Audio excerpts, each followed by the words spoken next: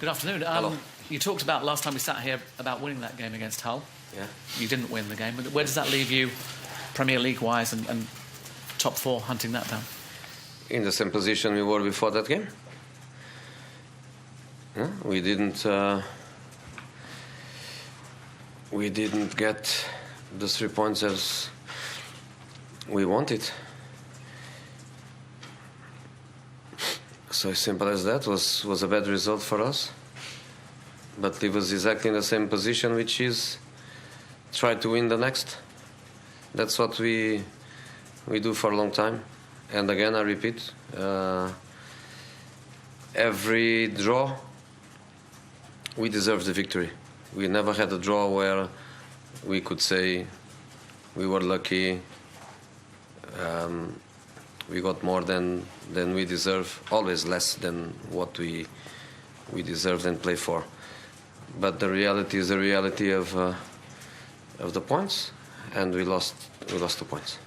You also said to us you knew the people you'd like to bring in ideally in the summer. If you're not in the top four, will those people come regardless, because it is Manchester United and it is you as manager?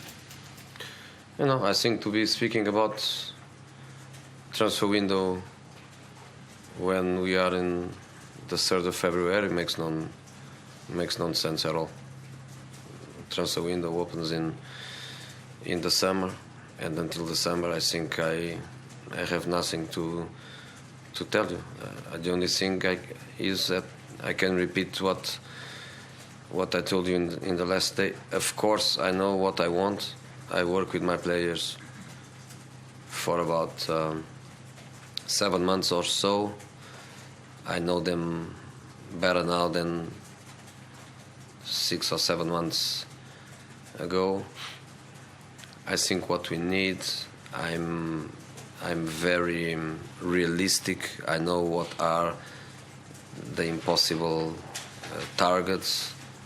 I don't like my club to participate in impossible deals to these impossible players and to their agents to have a club like Manchester United interested in them.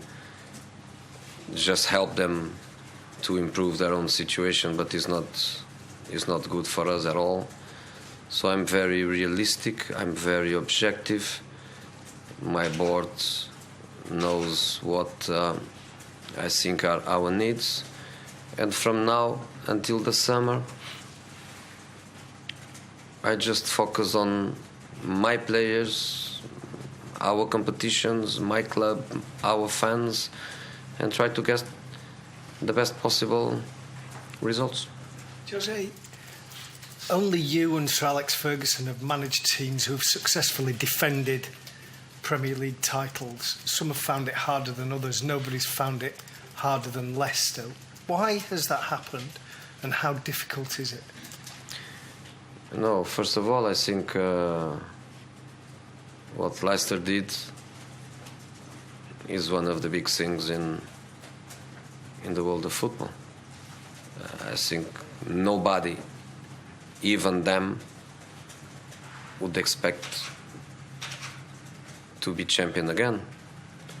What they did was unique. What they did was so unique that Claudio deserved to be named the best manager in the world. It was amazing what they did. I don't think it would be possible to do the second season, especially playing Champions League at the same time.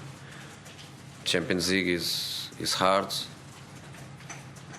They were working one complete season with one match per week, competing against other teams domestically that were playing in the Champions League and not them, and that is a big difference for them.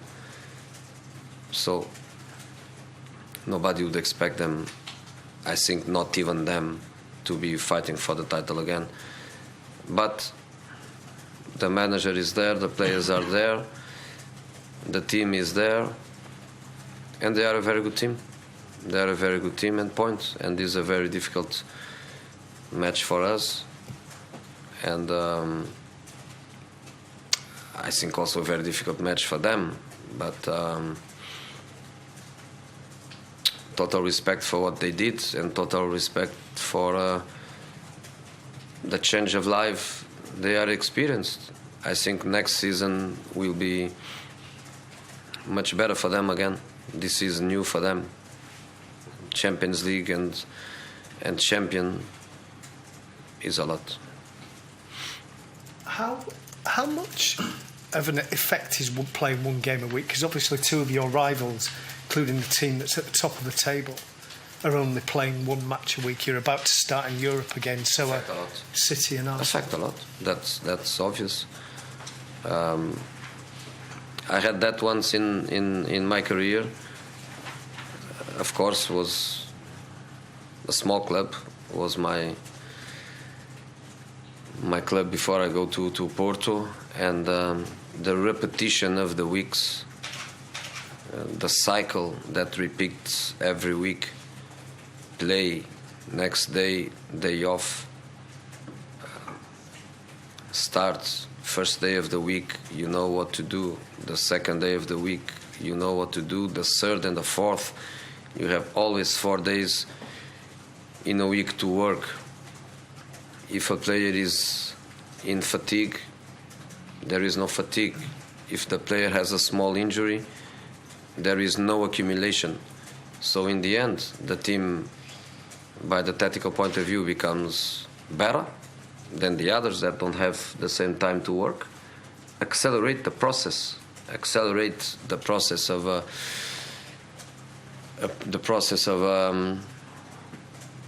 have a certain tactic and a certain dynamic with certain principles, plus the fact that you are never overloaded, not even mentally, is a big plus.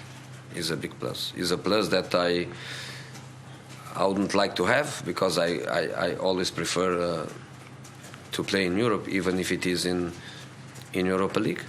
But it's the reality that is a different life. Is a different life. Okay, last question. Zlatan Ibrahimovic has scored 14 Premier League goals this season. No player is within 10 of him, I don't think. So do you think the team needs to take more responsibility to take that burden for scoring goals? More players take on that responsibility? When you speak about Zlatan goals, I think you should always add 14 goals, 1 penalty, in 31 matches played in England, in all the competitions. You should always add that extra item. I think every team, almost every team, the striker is the top scorer. I think so.